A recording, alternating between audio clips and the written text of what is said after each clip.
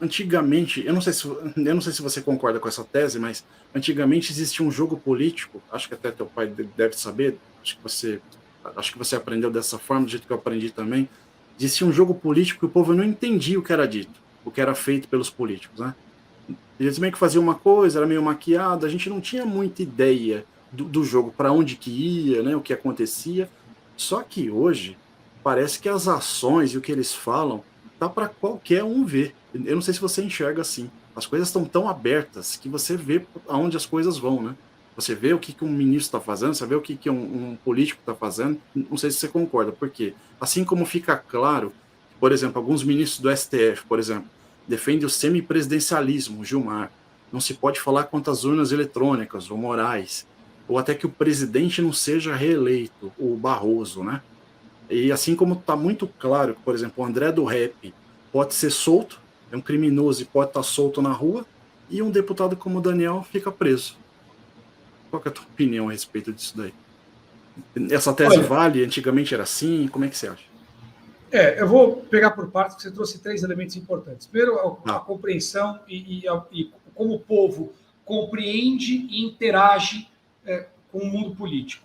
A gente tem dois efeitos transformadores nesse processo. Três, na verdade, muito transformadores. Você tem um mais antigo que vinha já a passos mais lentos, mas ocupando espaços e preocupando a esquerda, que é o que vinha do professor Olavo. O Olavo de Carvalho vinha no mundo acadêmico ocupando espaços e abrindo portas, né, já há algum tempo, né, inclusive criando matriz de influência em alguns comunicadores e tudo mais. Então tem uma ala que é mais antiga, que vem de mais tempo, que é o trabalho do Olavo, que é uma coisa mais consistente, mais acadêmica, mais literária, aquela coisa toda que vem de mais tempo. Depois você tem o advento da internet, que quebra a hegemonia de informação que era da velha mídia. Eu não digo grande, porque ela não é mais grande, né, é velha. Só um minuto. Eu não digo grande porque não é grande mais, é velha. Né? Você tinha uma matriz hegemônica de controle da opinião e da percepção do cidadão. Então você tinha as notícias, os fatos eram conhecidos pelo Jornal Nacional. Né? Então você chegava no final do dia e sabia o que acontecia porque o Bonner estava falando para você lá. Né? O Bonner, ou seja lá quem for, tanto faz. Isso desde sempre foi assim. Se não passasse na Globo, não tinha acontecido.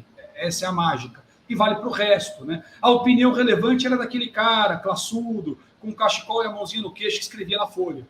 Então, era assim que funcionava. Esse era o mundo. Né? O cara da Folha, do Estadão, influenciava, em grande medida, uma grande parcela da classe média, que tinha também a influência da televisão, que dominava o debate público. Fosse pelas informações divulgadas pela velha mídia, seja pela novela, que dizia para o cidadão qual era o pensamento da sociedade. Né?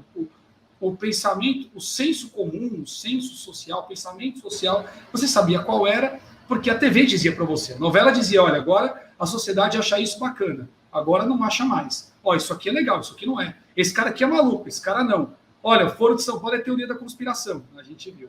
Enfim, então era assim que a coisa funcionava. Essa hegemonia do controle do pensamento foi quebrada pela internet. A internet conectou uma pessoa na outra e conectou essa massa de pessoas à informação crua. E há pessoas que tinham uma informação apurada de qualidade, mas que não tinham como transmitir, porque o mundo acadêmico se fecha para quem é de esquerda, quem não faz parte da patota não tem voz, os livros não são publicados, os seus trabalhos não avançam. No mundo da informação, se você não fosse aliado com a esquerda, ou se você não fosse apolítico, você não entrava numa grande rede de televisão de maneira nenhuma, né? Nem no jornal. A não ser que você fosse a direita da ocasião, né? A direita tucana, fabiana, aquela velha história que a gente já sabe. A direita não direita, mas que ninguém sabia. Então, quando rompe a hegemonia de informação e de poder, e você tem, em paralelo, um movimento de alta cultura que vem do Olavo, e você rompe o paradigma da informação e aumenta o consumo do que se diz baixa cultura, que vai fazer o cara procurar alta cultura, você tem um momento de reversão de consciência. E isso muda essa perspectiva. O terceiro fator determinante é o Bolsonaro. Por quê? Ele é um cara que tem quase 30 anos de vida política, sem nenhuma mácula, né? Não à toa a imprensa virou o cara do avesso, não achou nada, mas ele claramente sabe como a política funciona.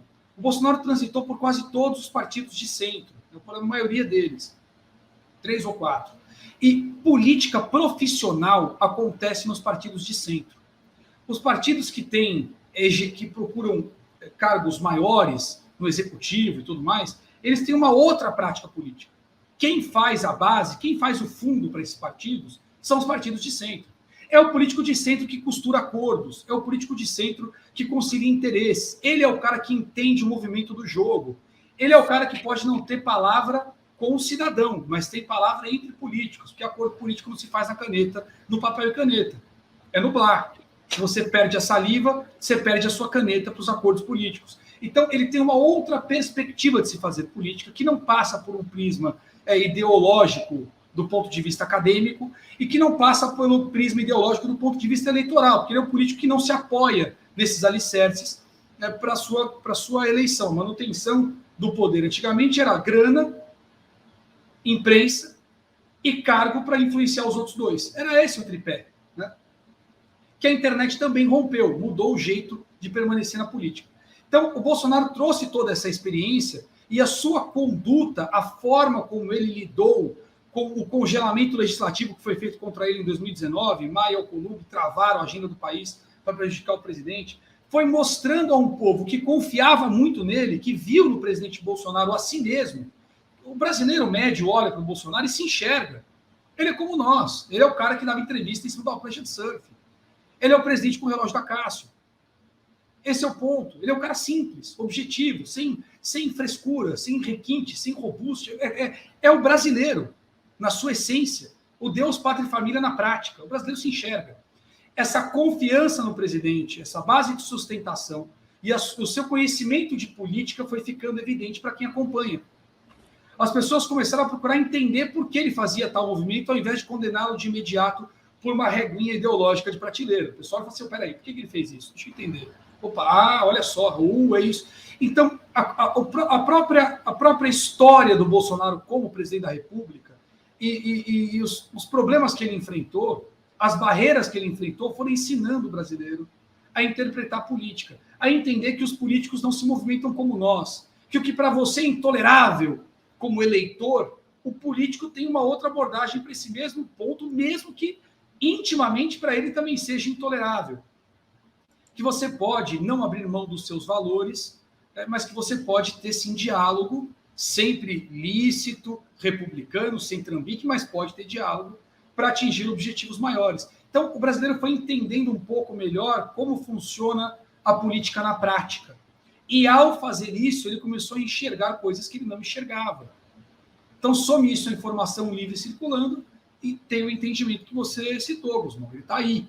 O brasileiro passou a entender melhor porque ele aprendeu com o presidente Bolsonaro na prática. E a gente teve, nesses 3 anos, situações muito adversas que intensificaram essa prática e que tornaram ela mais evidente, cada vez mais evidente, até porque o brasileiro que talvez não se conectasse com essas pautas diante das proibições de ir e vir, de trabalhar, de se tratar, de tudo que aconteceu durante a pandemia e do que começa a acontecer depois com o fortalecimento da imagem do governo e o enfraquecimento dos seus adversários, o povo sentiu o peso. Esse é o ponto. E quando você sente na carne, você se conecta. Quando você sente na carne, você se importa. Quando você sente na carne, não está distante. Está na sua sala, na sua mesa, na sua cozinha, na sua carteira, no seu hoje, e pode impedir que você tenha um amanhã. Então, esse é o processo que traz o brasileiro para o conhecimento da política que você citou. Eu concordo. O brasileiro mudou a perspectiva. O brasileiro passou a não só ter informação, mas ele passou a se importar com essa informação. Esse é o ponto. Poucas pessoas se importavam. E as poucas que se importavam, como eles tinham a hegemonia da mídia, não tinham voz.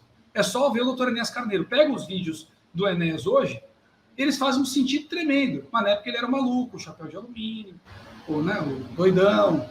Esse é o ponto. E agora faz sentido. Só agora faz sentido? Sempre fez. A diferença entre o Bolsonaro e o Enéas, do ponto de vista do conteúdo, é um só, a internet. Se houvesse internet nos anos 90, talvez o Enéas tivesse sido muito maior na história do Brasil do que ele pôde ser, embora tivesse competência para tal. Eu acho que esse é o ponto. A internet muda de panorama e depois o brasileiro já ter sofrido muito na mão do PT. Foi enganado, muito enganado, custou muito caro, de forma irrefutável. Então você vem da revolta com a desilusão do povo brasileiro, com a fantasia mentirosa criada em torno do Lulinha Paz e Amor. E você tem todos esses efeitos que eu acabei de mencionar. é um ponto de convergência de múltiplos fatores que amadurece num espaço de tempo muito curto uma parcela muito grande da população brasileira do ponto de vista político. E isso dá o entendimento que você colocou. Com relação às manobras dos ministros do STF, você citou o semipresidencialismo, a gente poderia pegar cada um dos casos, semipresidencialismo, por exemplo. É uma insanidade falar em semipresidencialismo, porque não há parâmetro constitucional para se discutir isso. Nós tivemos na transição constitucional um referendo marcado para 93, salvo engano, para decidir se nós seríamos monarquia ou república, presidencialismo ou parlamentarismo, uma vez com uma data específica marcada em um documento de transição constitucional. Foi feita a transição, o documento foi cumprido, acabou. Não há nesta Constituição previsão para mudança de regime de governo. Só há duas formas, portanto, de se fazer isso: ou com um golpe de Estado, ou com uma nova Assembleia Nacional Constituinte, trocando de Constituição. Não tem outro caminho para se fazer isso. Qualquer outra discussão a respeito disso é uma insanidade. Ah, mas o Congresso vai votar. Não tem poder para fazer isso.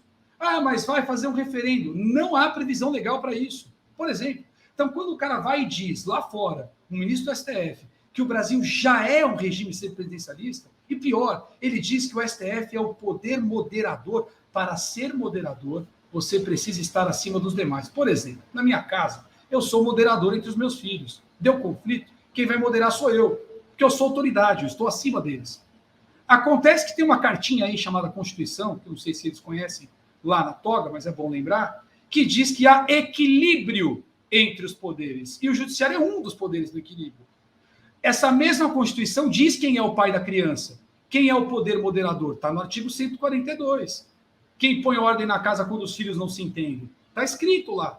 Então, quando ele se coloca como poder moderador, ele está afirmando que não há equilíbrio entre os poderes, que o poder judiciário se colocou acima dos demais como moderador, publicamente no exterior. Então, esse é o estado de coisas. O que a gente vê é uma agenda de intensificação das ações arbitrárias de quem vai perdendo espaço de poder. Quando você tem muitos recursos para exercer uma autocracia, você aparece pouco, porque cada pequeno recurso faz a sua parte. Você comanda e não aparece. Quando a mídia perde a voz, isso precisa ser compensado de alguma forma. Há uma intensificação da agenda política. Quando você intensifica a agenda política, ela fica exposta. Quando ela fica exposta, ela não pode mais ser usada da mesma forma. Você começa a perder a agenda política. Você perdeu a agenda política e perdeu a agenda de comunicação, sobrou a institucional, sobrou a caneta. Quanto menos recursos você tem, com mais intensidade você precisa usar os recursos que lhe restaram. Quanto mais intensa é a utilização desses recursos para a manutenção da ditadura, da autocracia, do exagero do poder, mais expostos esses recursos ficam e menos você pode usar. É o que nós estamos vendo. Até o aparelhamento, por exemplo, em outras instituições, todo mundo sabe o nome da Denise, da Lindora, do Humberto Jacques de Medeiros. A gente não sabia. Todo mundo sabe. Por que sabe? Porque houve uma utilização. O Lira agora teve que se expor, no caso da PL 2630 e do Daniel Silveira, os dois recentes. Como é que faz para usar o Lira agora? Ele já vinha articulando. E agora? Como é que ele articula com o bloco da toga? Se agora está muito claro, né? Depois ele passar horas com o Alexandre e sair de lá dizendo que a lei da mordaça vai passar. Esse é o ponto. Esse é o negócio. É por aí que a coisa está indo. Então, o que a gente vê, Guzmão, fechando, é um processo de afunilamento, em que eles usam cada vez mais menos recursos e ficam mais expostos. E do outro lado, você tem alguém que permanece nas quatro linhas, suportando as agressões, e ao fazer isso, faz com que eles se exponham.